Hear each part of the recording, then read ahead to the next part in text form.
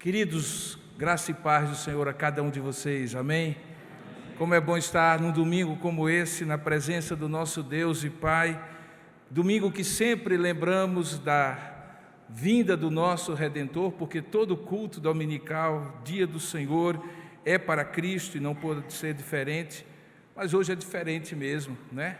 Porque pelo calendário Deus nos deu a alegria de não somente estar aqui porque é domingo, mas também porque é dia 25 de dezembro, dia em que normalmente comemoramos o nascimento de Jesus. E como eu falei pela manhã, pouco importa, na verdade, se foi do dia 25 ou não. Na verdade, o que mais importa é que nós estejamos aqui a cada domingo e nesse em particular, lembrando que Ele veio. E como um colega querido disse uma certa vez, se tem alguns que podem de fato comemorar o Natal sem reservas, são os cristãos, somos nós. Afinal de contas, nós somos de Cristo, porque Ele veio. E veio para viver uma vida perfeita e viveu, veio para morrer uma morte perfeita e morreu, e ressuscitou ao terceiro dia.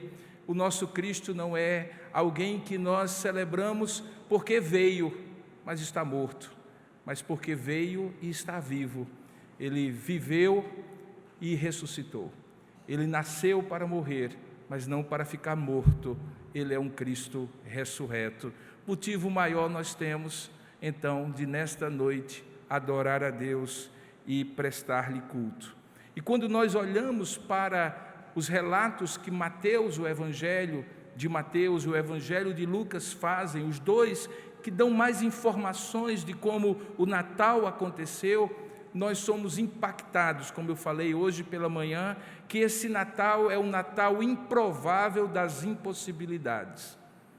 Talvez esse seja o grande tema que perpassa a narrativa de Lucas e a narrativa de Mateus. A de Mateus centrada de maneira muito específica na anunciação que o anjo faz a José.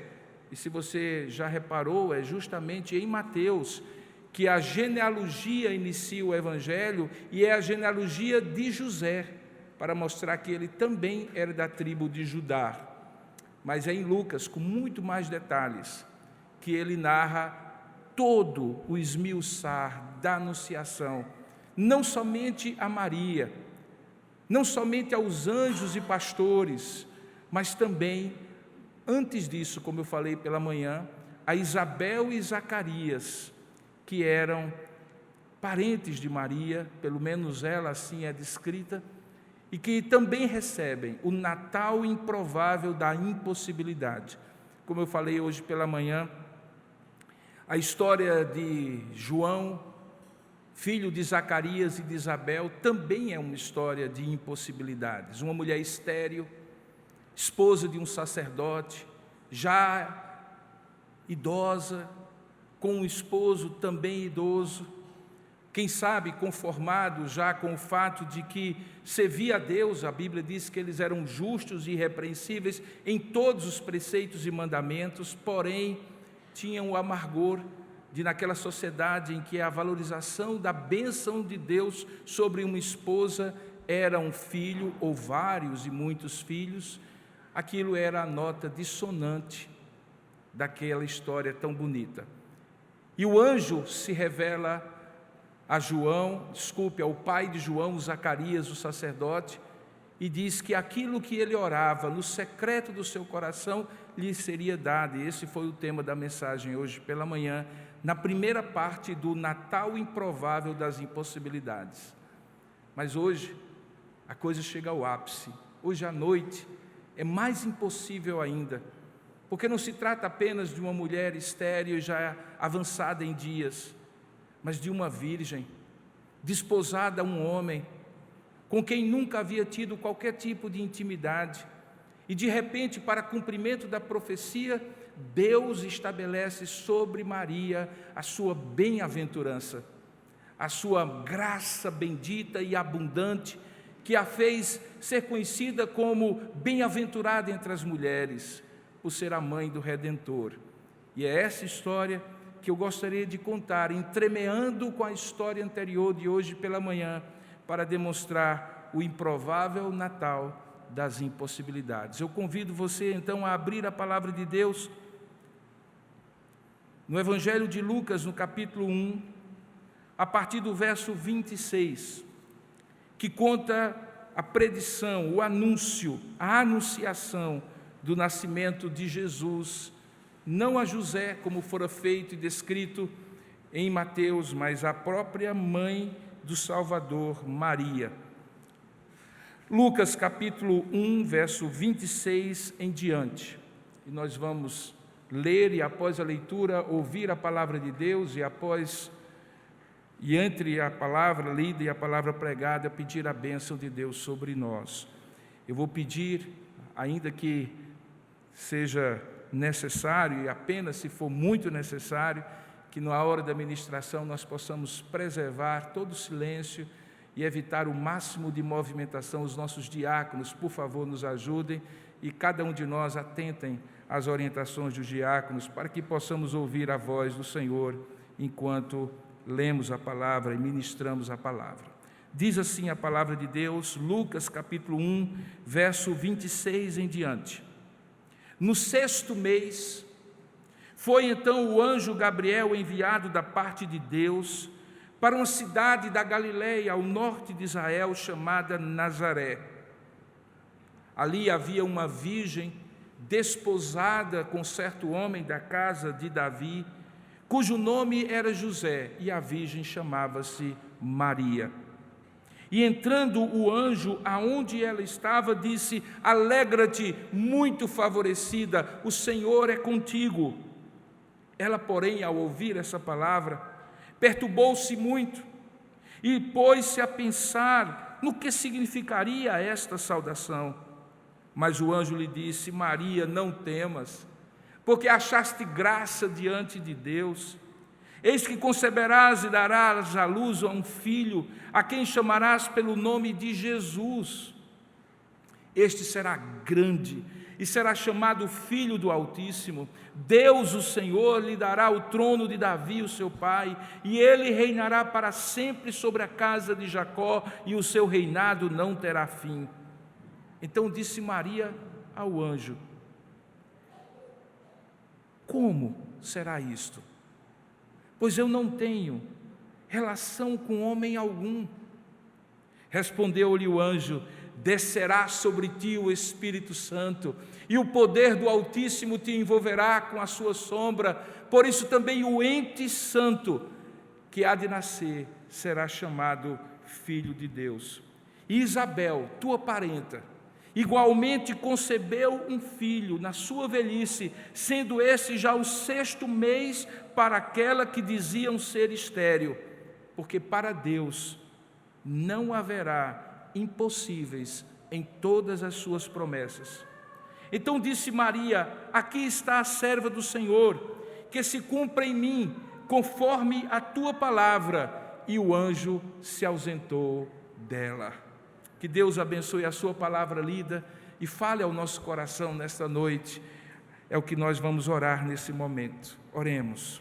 Ó Deus amado e querido Pai, rogamos a tua bênção na ministração da tua palavra, para que possamos ter a nossa mente ampliada, o nosso coração dilatado, para que possamos compreender a tua palavra. Precisamos da iluminação do teu Espírito.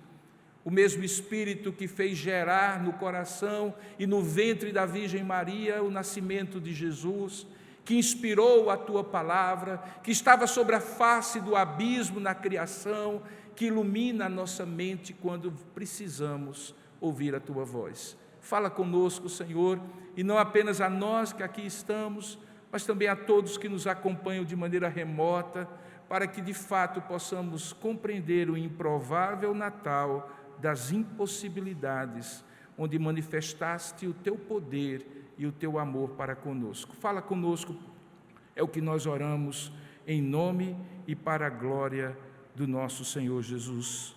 Amém. Queridos, nos versos anteriores na história, sobre a qual foquei a minha atenção na exposição de hoje pela manhã, já havia sinais muito claros de que o Natal seria um Natal de surpresas. Talvez você nunca reparou, mas a própria palavra Natal, que tem a ver com nascimento, na verdade, é descrita no Evangelho em duas histórias que, como dois fios de uma mesma narrativa, vão sendo entretecidos. A princípio, do verso 8 em diante, o foco de Lucas é contar como nasceu o precursor de Jesus, João, que viria a ser conhecido como Batista, porque batizaria o povo.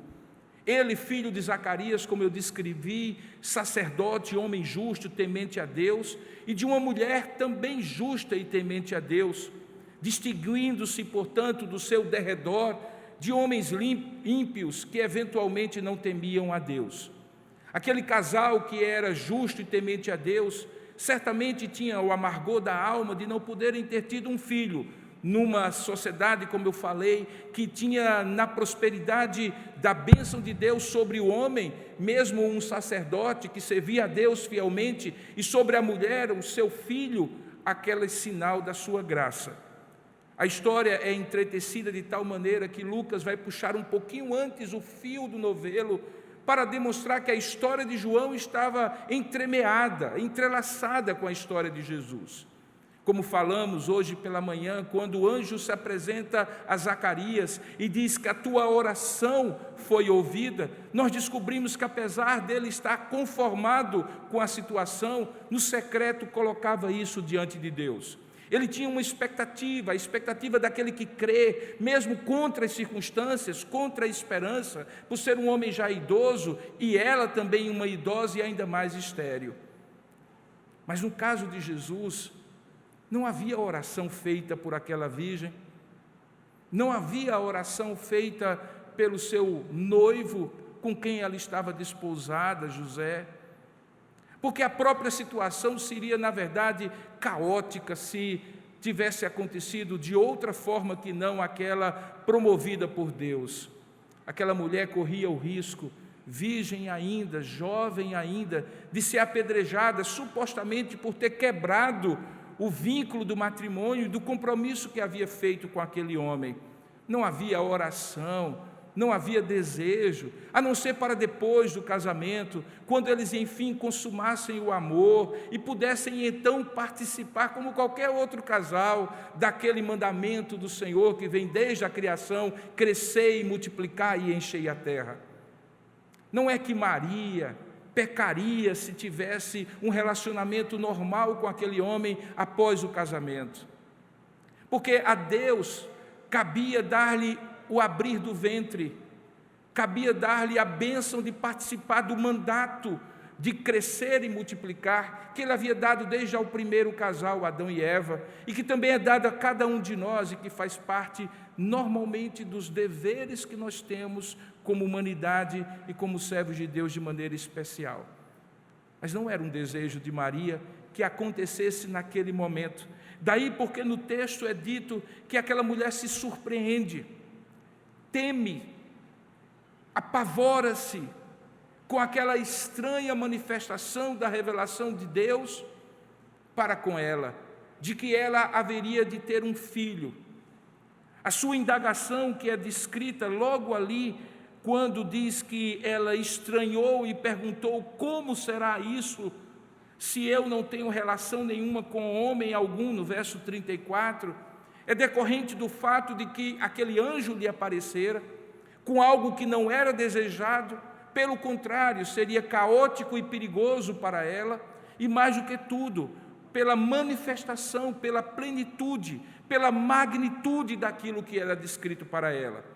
Porque enquanto Isabel e Zacarias já tinham sido surpreendidos pelo fato de que o desejo de ter um filho seria muito maior e muito mais completo, cumprido por Deus, visto que ele não seria qualquer filho, mas seria o próprio homem que anunciaria o Messias, que converteria o coração dos filhos aos pais e dos pais aos filhos, cumprindo a profecia de Malaquias. No caso de Jesus, ainda mais, porque quando aquele anjo chega para Maria e diz que ela conceberia um filho, e o nome daquele filho seria Jesus, Yehoshua, o Salvador, aquele que salva.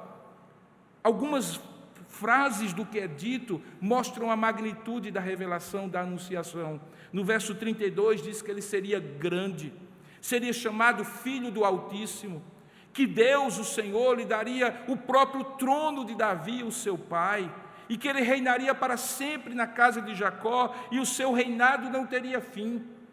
Maria não foi apenas anunciado a ela o nascimento de um filho, que nós não podemos jamais dizer que foi indesejado, porque ela acolheu com amor a renunciação, mas foi inesperado, improvável, e da maneira como foi, impossível.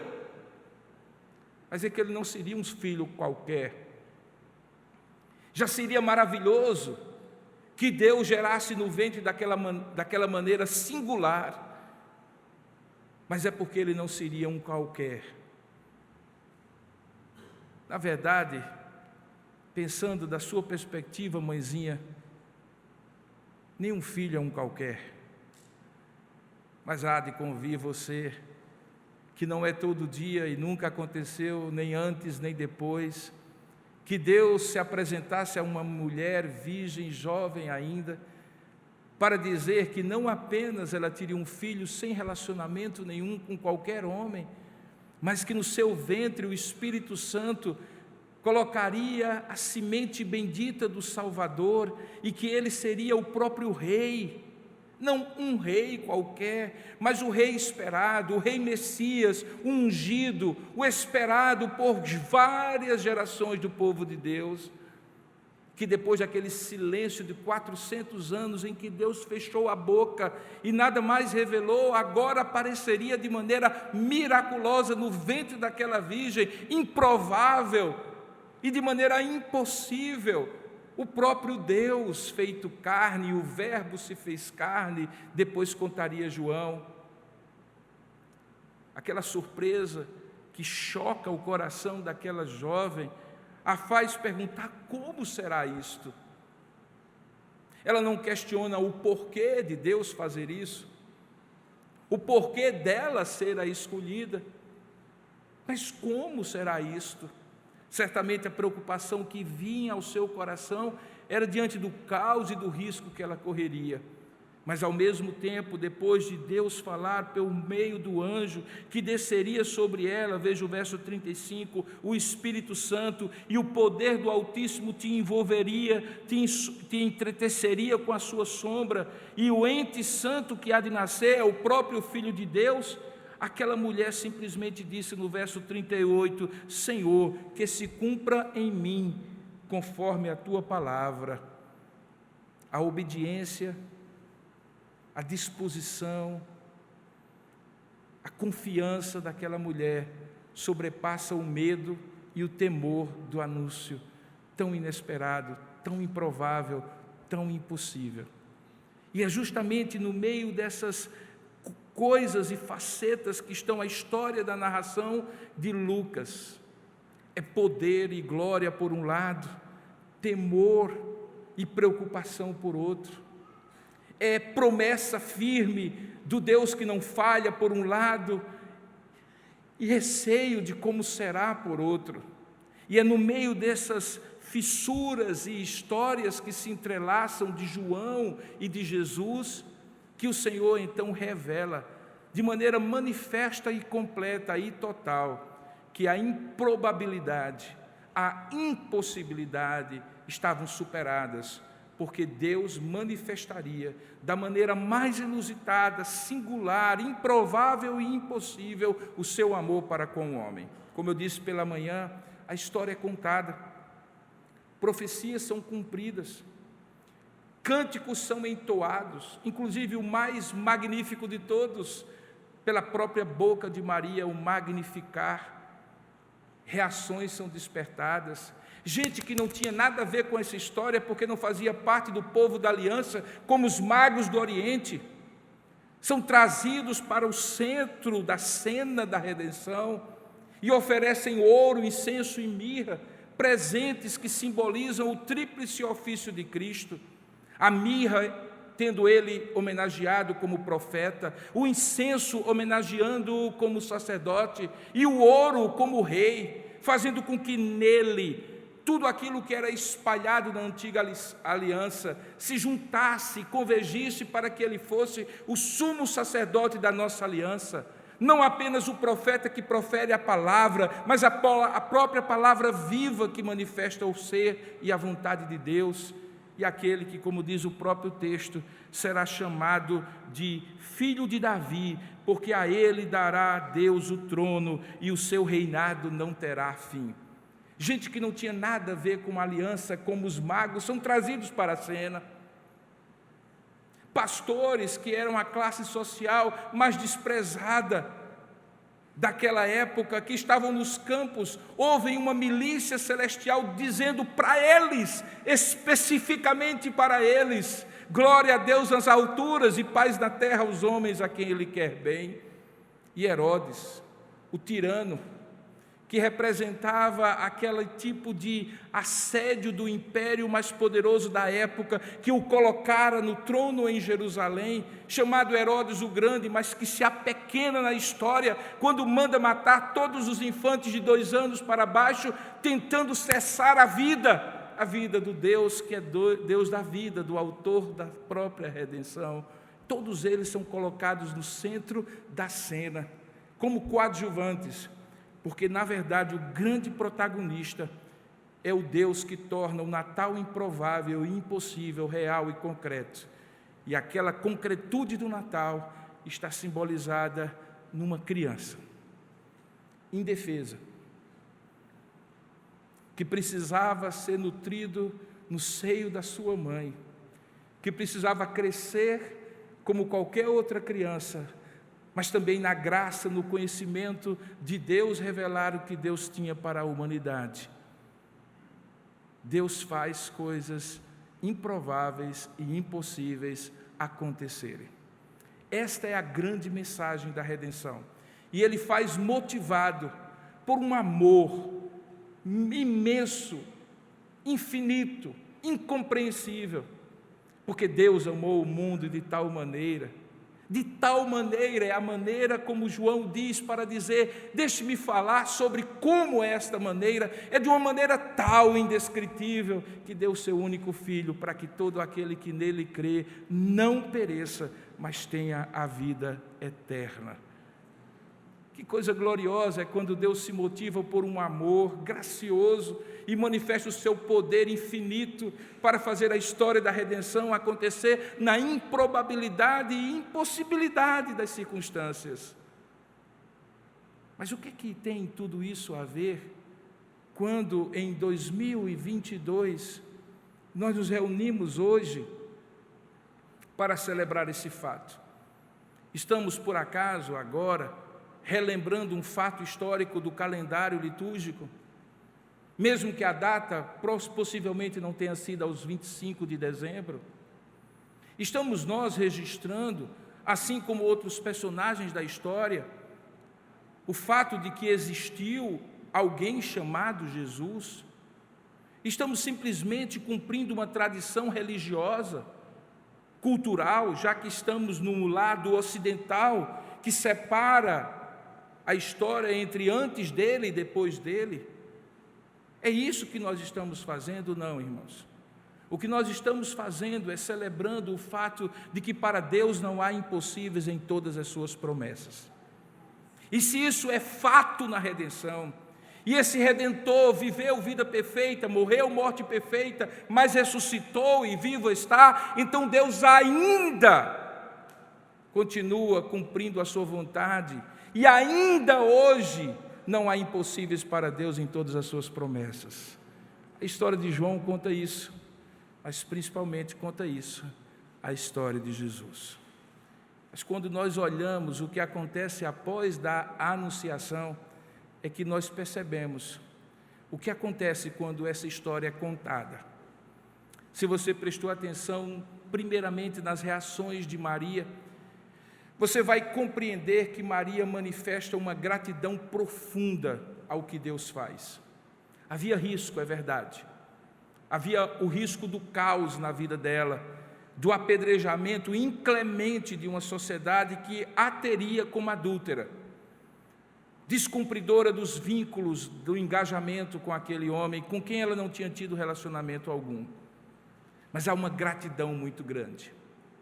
Uma gratidão que ela expressa nos versos seguintes, para os quais eu chamo a sua atenção, a partir do verso 46, que é justamente o cântico que ela canta, e que começa com essa expressão: a minha alma engrandece ao Senhor, e o meu espírito se alegra em Deus, meu Salvador. E a razão que Maria coloca na forma de cântico é porque Deus, no verso 48 é dito: contemplou na humildade da sua serva, pois desde agora todas as gerações me considerarão mais do que feliz, bem-aventurado. O nome disso é gratidão. O cântico de Maria, a reação de Maria é uma reação de gratidão, diante da magnitude da sua graça recebida da parte de Deus. Há uma magnitude de gratidão correspondente a essa graça. Como eu costumo dizer, tudo que vem de Deus para nós vem inserido e envelopado com algo chamado graça.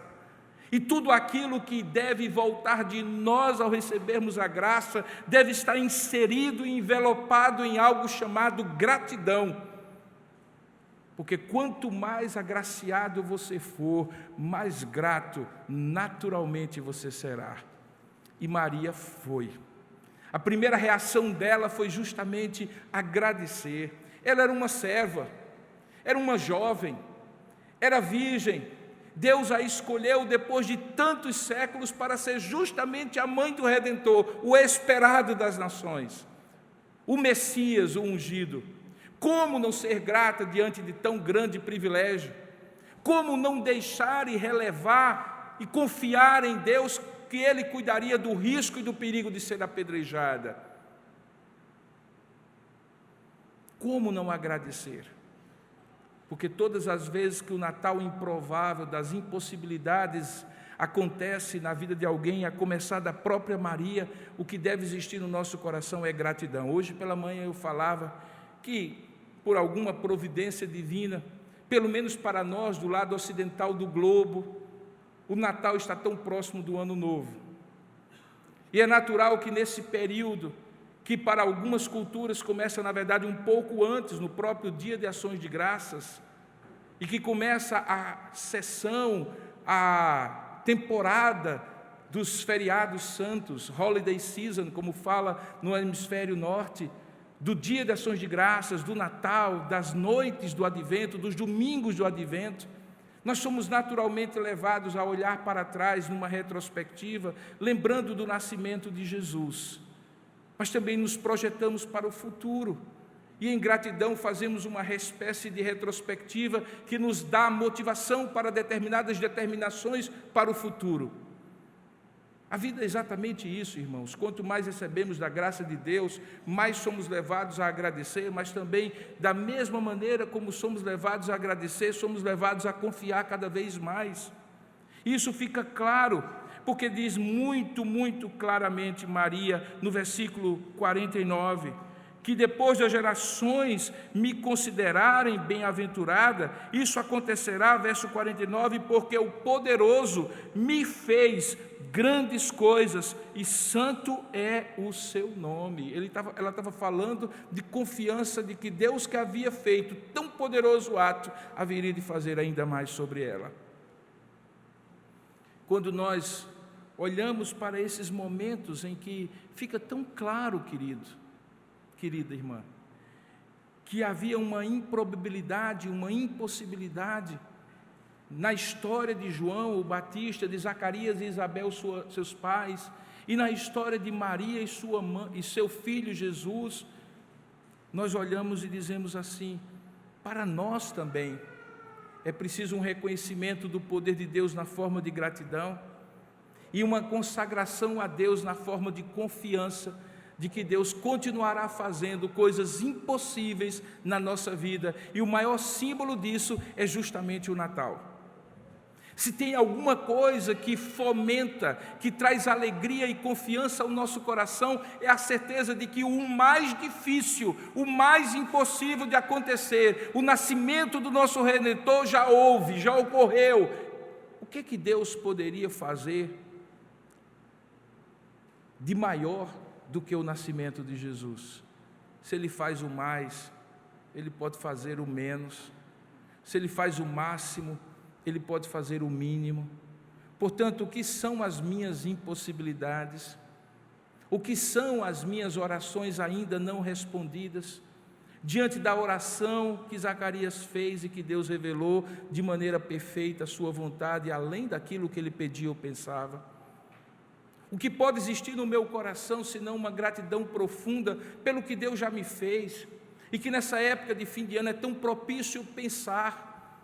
Eu sei que algumas vezes eu já falei essa mesma aplicação para você, mas lembre-se, há pouco tempo atrás, a possibilidade de você não estar vivo no Natal era uma realidade cada vez mais real e concreta para você. Mas Deus lhe dá, como eu coloquei em algumas redes sociais, o privilégio de poder celebrar o Natal, de estar vivo com algumas das pessoas mais queridas e amadas suas, diante de mais de 700 mil, talvez, brasileiros que pereceram nos últimos tempos. Como não agradecer? Como não confiar em Deus? Mas Ele vai além, porque Maria tem uma capacidade de perceber no seu magnificar, no seu cântico, a amplitude da redenção, que não estava centrada essencialmente nela, mas no Redentor, e vê a coisa acontecendo para além dela, quando ela projeta e diz assim no verso 51, que Ele agiu com seu braço valorosamente e dispersou os que no coração alimentavam pensamentos soberbos, e Ele então começa a cantar duplas de situações que revertem, ou melhor, invertem aquele status quo. Ele derriba do trono os poderosos e exalta os humildes, enche de bens os famintos e despede vazios os ricos. Ele ampara Israel, seu servo, a fim de lembrar-se da sua misericórdia a favor de Abraão e da sua descendência para sempre, como prometera aos nossos pais. Maria compreende, assim como Isabel compreenderia, que o filho que ela carregava no ventre não era apenas a grande concretização da promessa de Deus para ela, era a concretização da promessa de Deus para a humanidade, para os escolhidos do Senhor poderem ter certeza da sua salvação eterna. Alguém já disse que se a história sagrada não incluísse a redenção com o nascimento de Jesus, não teria poder nenhum sobre nossas vidas. Mas é porque há a redenção, e na redenção há salvação, e não apenas para aqueles que estão como coadjuvantes do tempo e da história do nascimento de Jesus, mas para todas as gerações dos que creram depois deles, que inclui a cada um de nós que confiamos na salvação do Senhor. É por isso que essa história, nem o mais perfeito poeta, nem o mais habilidoso escritor, nem o dramaturgo mais inventivo e criativo poderia conceber uma história do Natal improvável das impossibilidades. Ela está registrada para que ao final de 2022 eu e você confiemos que para Deus não há impossíveis em todas as suas promessas. O que é que isso significa para você? Eu não sei, mas eu sei o que é que significa para mim. Significa que eu posso continuar confiando, que a extensão do meu braço é muito pequena, mas o Senhor age com o seu braço longo e poderoso e gracioso para além daquilo que eu sequer consigo conceber. Que a amplitude do seu acolhimento é infinitamente maior do que a amplitude do meu abraço. Que Ele é capaz de escolher o mais improvável dos recipientes da sua graça, assim como Maria, assim como Isabel, assim como eu, assim como você.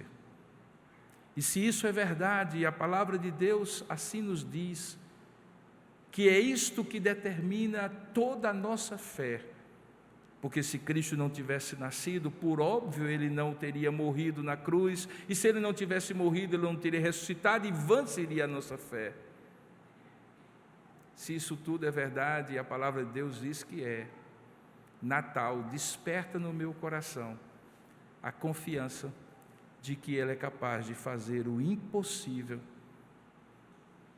ainda hoje, na minha vida e na sua vida. Por isso eu lhe convido nesta hora a colocar isso diante do Senhor. O Natal não deve ser uma rememoração dos grandes e poderosos feitos de Deus no passado. Ele se presentifica, e quando se torna real na sua vida, acaba traduzido naqueles versinhos de uma música antiga, de um irmão nosso chamado Volô, que dizia que no Natal a gente sempre lembra que Jesus nasceu em Belém, mas nem sempre se lembra na prece que Ele nasce na gente também, e alicia em nós a confiança de que Ele é capaz de fazer o impossível. Qual é o impossível?